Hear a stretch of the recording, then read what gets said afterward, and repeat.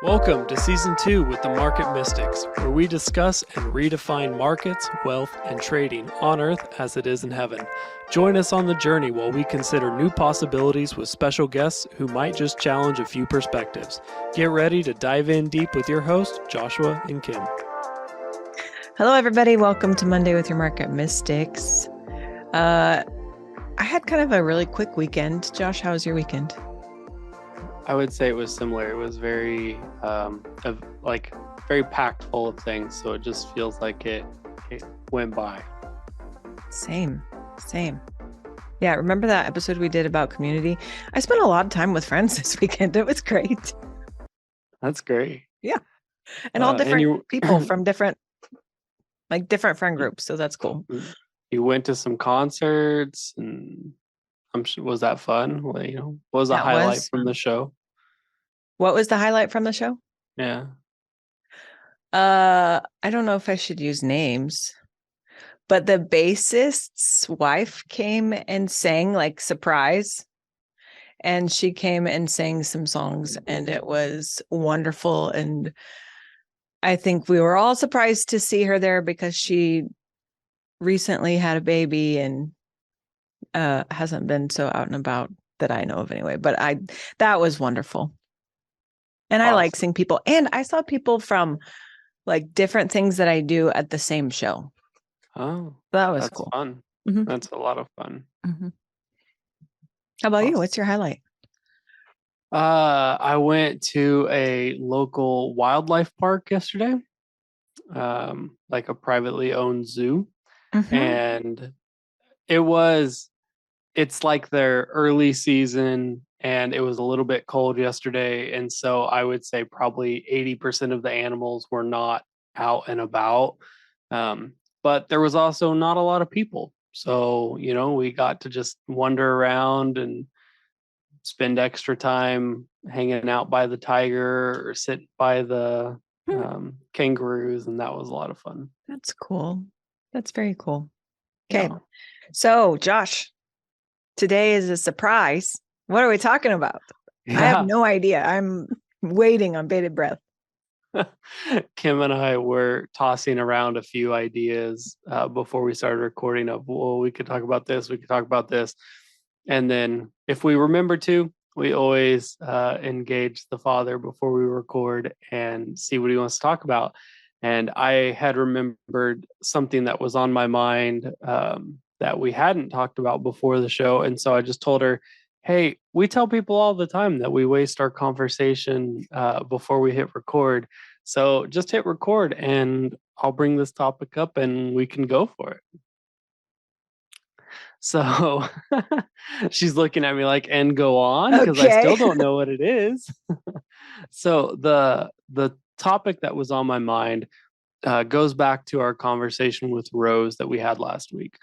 And she talked about the concept of leveling up your year and how you will go around a circle, go around the mountain, whatever you want to call it, spiral staircase, whatever. And so sometimes you see the same things, but hopefully you're traveling through them at a higher level. Or you'll see similar things, because that's kind of the question I wanted to pose to you is, often in life, we are faced with situations that seem similar to other situations, but we are different. The other people involved are different. Time's different. All these other factors are different. But in my experience, my brain tends to think, oh, that's going to have the same result. When really all the other factors are different. So how could I expect that to really have the same result? And so we talk a lot about recognizing patterns as mystics and recognizing patterns as traders. And so there's like this like nuance in there, because sometimes you're like, oh, I've seen this pattern and I understand it. And then sometimes you're like, oh, I've seen this pattern. It may not happen at all like I have experienced it before. And I just think that that's a really fun game to play a little bit, is to like, especially I think especially with people, maybe sometimes in the stock market you can recognize a pattern and then be like, okay, that's probably going to repeat. But especially when it comes to people, expecting the pattern to be exactly the same every time is like kind of insane. But yet we do it all the time. And in doing that, I have to wonder, do we actually force that same pattern because we've treated it the same? That's interesting. I actually think it's funny that you said it's kind of insane to think that it would be the same. Whereas the saying goes, Mm-hmm. if you're doing the same thing over and over again and you expect a different result, it's like the definition of insanity. Right. Um, so I find that a bit interesting, but I think you're right. Depending on the different elements and factors that you have playing into all of it, just because you're the same person doesn't mean you're even in the same place on your journey, in your belief system, in your experience as you were the last time.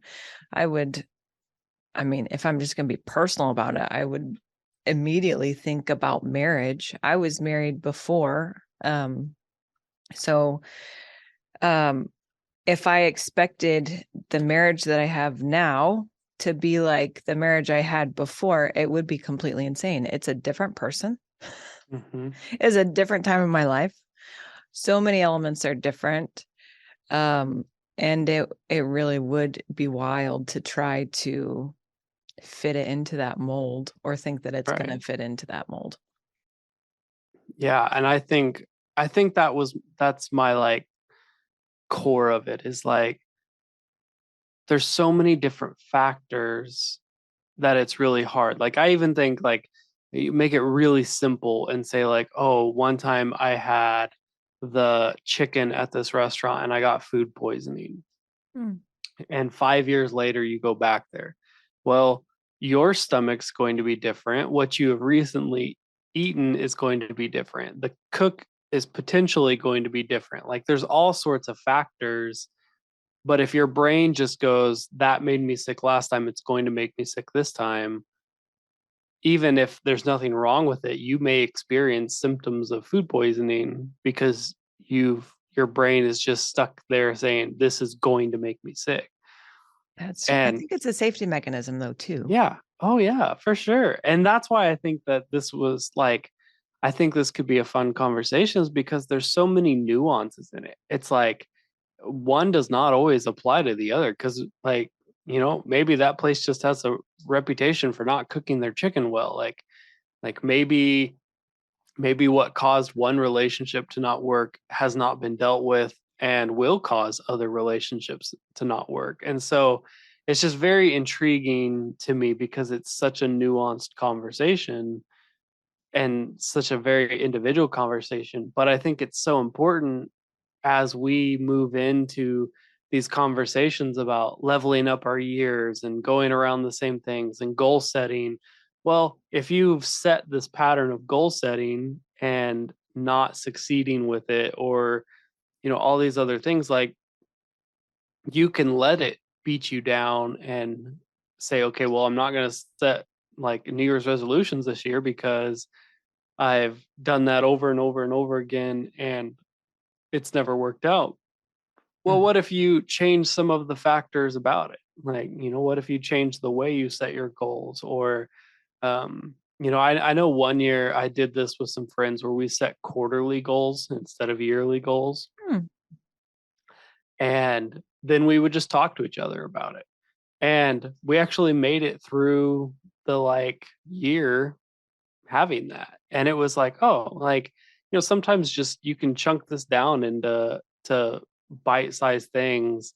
And I think it's great to have goals that are beyond your lifetime.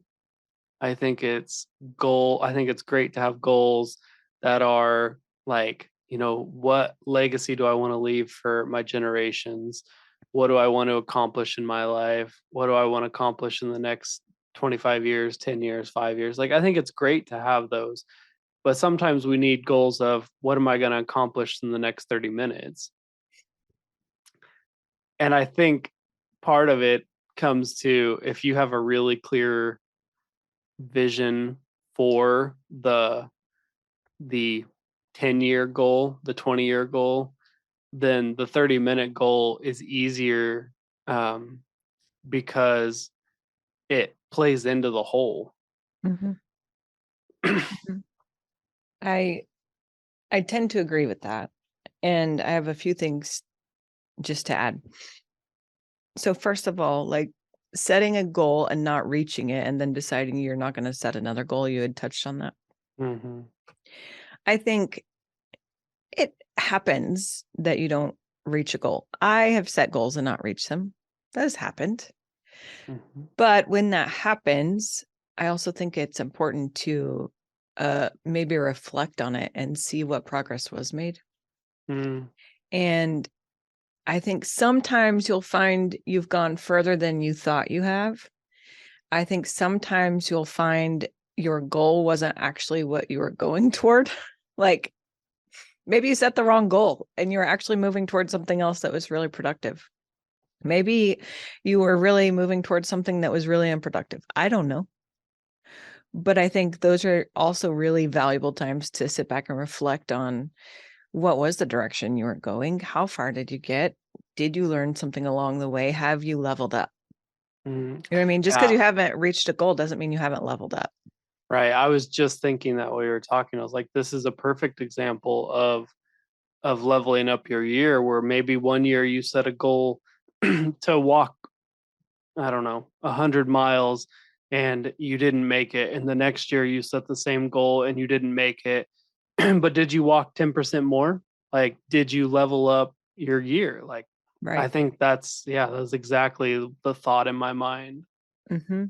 The other thing regarding like big goals and dialed down into smaller pieces, everybody knows the saying, like, how do you eat an elephant? Mm, One bite at a time, right? right. um, which is always used in reference to goal setting.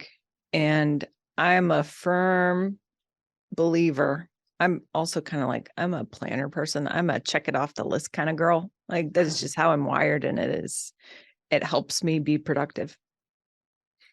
I also find a lot of value in having all of those in between goals on the way to the big goal. So having, yes, the daily checklist or what you're going to get done in this hour that will contribute to the huge goal, but then also what are you doing this week? What are you doing this month? What is it this year? Or what is it this quarter? What is it this year? Those things, because I think when you do that, and I'm speaking from my own perspective, so it is probably different for other people. I tend to be a visionary. So I see big picture. I see like long game. Here's what I want to see happen. Like, here's this big picture. And I don't always know how to get there. Mm, You know what I mean? I know what it's going to be at the end, at the finish line, but I don't know how to get there. And so when you can really dial it back into those smaller bite-sized pieces, you essentially build the roadmap. yeah. Yeah. And it really plays into it. Like, I think the other thing about, at least sometimes for me, having a really good picture of the end goal, like you're talking about being the visionary and saying, okay, I think this is what it's going to look like at the end. Often that helps the middle part be less anxious Mm-hmm. because you know where you're going, Mm-hmm. and little hiccups and bumps along the way, like, they don't seem that impactful when you know where you're going. And so, yeah, like, it's just this concept in my mind that's I think maybe just something I'm going through. And so I'm like, okay, like, I need to understand this, but just that leveling up of my goals, leveling up of my years, leveling up of my days, months, like, continuing that trek forward, even if it is, I have a goal of walking 100 miles and I walked, you know, 51 year and 60 the next year, like, that's still a level up. I'm still going towards that goal. And like, yeah, I think it's just it's it's becoming more and more important in my life to have that big picture purpose and plan, so that the little things start to really line up with that. Mm, yeah. Yeah, that's good. I also have to say, I think it's also important that you celebrate little wins along the way. Yeah. I don't know how many years ago this was. 3 years ago, maybe 4 years ago. I don't know. You won't know, so you can't really affirm me. I'm just thinking out loud. Um, I started this health journey. I had some issues with my thyroid, which I'm not going to say I have issues because I don't like to claim things. I try to be real careful with my language about that kind of stuff. But that caused me to put on a lot of weight and really be in a pretty unhealthy place. And I mean, it was other factors as well. And I tried all these things and it didn't work, whatever, blah, blah, blah. And finally, my sister, Christine, who has been on the show before, she was like, "Oh, did you ask the Lord what you should do?" And I was like, "No, I didn't ask the Lord."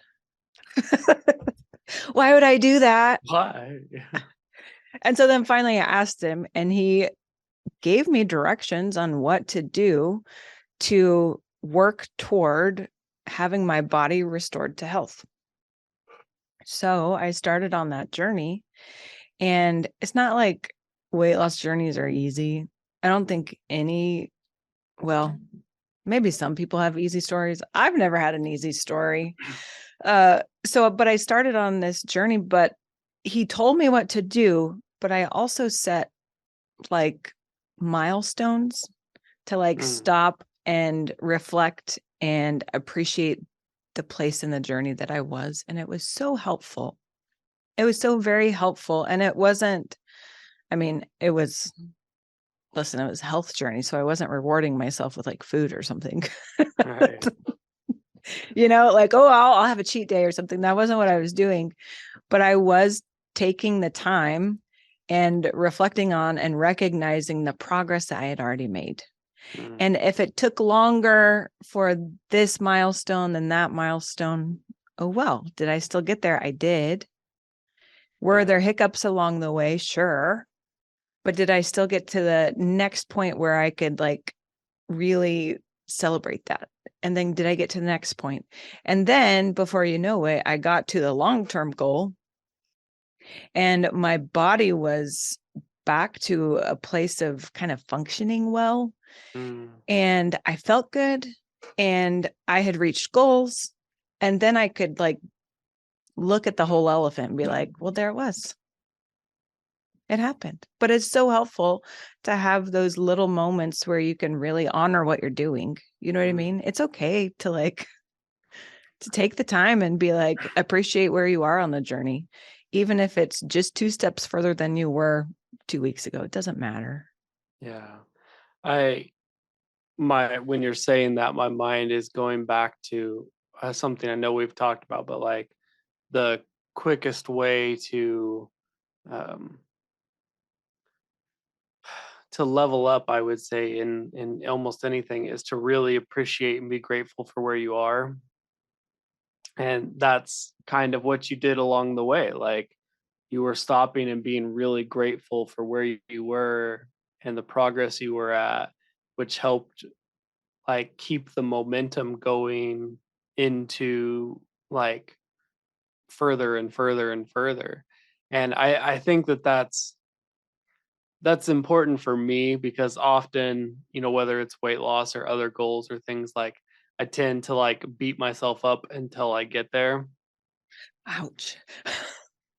Yeah, and that's not real effective.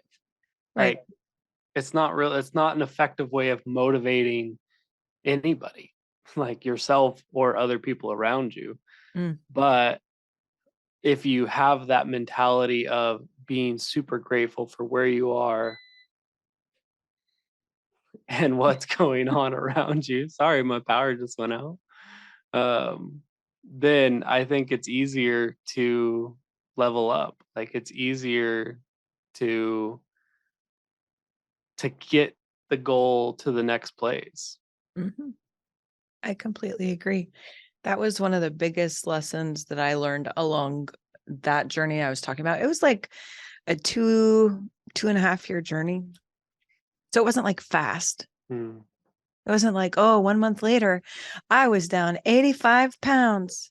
right. That didn't happen. It Yeah. was a journey. But I also learned, and this is something that the Lord impressed upon me, was to be kind to myself with it. And this is when a lot of the healing happened, even just within myself, like, mind, body, soul, or body, soul, spirit. Sorry, Mhm. body, soul, spirit, where instead of going, like talking down to my body and being like, you have to get in line. You need to do this. You are horrible. Why are you acting like this? Get in line with us. Those things, I was being kind to myself. Mm, And it, I think even physiologically, it made a difference yeah. because, that stress hormone cortisol, Hmm. that really causes you to go into fight. It's the fight or flight hormone, essentially. And what it does is it makes you store fat because it thinks you're going to die. So it needs to save resources, right? Your body goes, Right. oh, I've got to hold on to this. But when you're constantly berating yourself and telling your body that it's not worth anything or that it's like not doing enough or not being in line or whatever, it causes that as well. I think physiologically, just being kind to yourself can go a really long way. And I think it's really important in goal setting because you might not be going as fast as you thought you would be. And you might not actually be going the route that you thought you would be. You might be taking the scenic route. That's fine. Yeah. Can you gain new, wonderful, valuable perspective on the way? Absolutely. That's why it's called the scenic route. You know, Right. I don't know. I think that is one of those keys that I don't hear people talk about it so much. Yeah. And I like, I know there are some like scientific studies like just about taking water molecules and like Hmm. speaking different things over them and then looking at the structure of the water molecule, and it does change depending on what you say about it.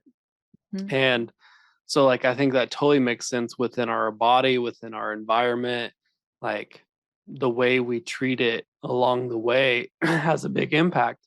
Hmm. And as you were talking about the like cortisol and the stress hormone, like uh, being like the like adversarial towards your goal, it made me think of like one of our favorite topics of rest. Like that's one of the reasons why it's so important to be in rest is your body doesn't need to store up its fight or flight resources. Yeah. Like it can just be, and it can let go of what is not serving it at the moment. Hmm. Hmm. It's true. I feel like this turned into a weight loss thing, but it's not really. It really has to do with all goals. Yeah, it really does. Yeah. And even cortisol, I mean, it doesn't matter what your weight is.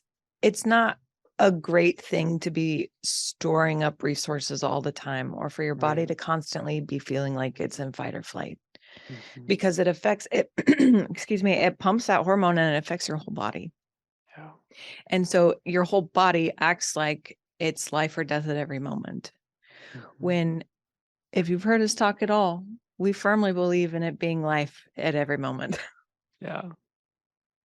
Yeah. Like, Yeah. can I we make mean, death not an option? That's I, another I episode. it is, and it's like I know in myself, I believe life is everywhere all the time, but I also don't always experience it that way. Mhm. And so, it is this even in my belief system, this leveling up, this recognizing patterns and leveling them up, mentality, because I know where I want to be and I know where I currently am. And so it's just a journey of like setting goals and leveling up that continue to help me get to the next place. I think that's really good. Really good. Super important to realize that you are constantly leveling up. Yes. Because if you don't even recognize that, there's got to be some progress that's been made, right? Like if you're living, there's some progress made. You've taken however many more breaths today than you had yesterday, whatever. I don't know. Yeah. There's something. But if you constantly go back to the place where you thought you were or where you started from, because you haven't reached the big goal, then you're going to constantly, whether you're leveling up or not, you're still taking yourself right back to the beginning. And we've talked about this. You're powerful to do those things. We talked about, with Camille, she talked about time travel. So revisiting memories and actually going back and reliving them. But I would argue that in your journey as well, if you constantly think you're at a place you used to be, then you'll constantly be at that place, even though you've done the work to level up. It's like going around the mountain and then being like, oh, here's what happened. I'll just jump right back down here and we'll start again. Right. You know what? Whereas you can look back and see where you started, but you could also continue from the place where you had gotten. And then it won't be such a long journey anymore. You know, like recognize the progress you've made. It's good. Yeah. It's good. It's good. Yeah. Anyway, okay. I think that's it. Thanks for joining us today, guys. We'll see you back on Thursday. Have a wonderful week. Thank you for sticking around. Listen for new episodes every Monday and Thursday. Find us on all social media platforms by searching for Market Mystics. Don't forget to follow and subscribe. Visit upperroomcd.com where you can find more information about the hosts, projects, and guests. Go deeper by booking a coaching appointment focused on redefining identity and wealth in your life. See you next time.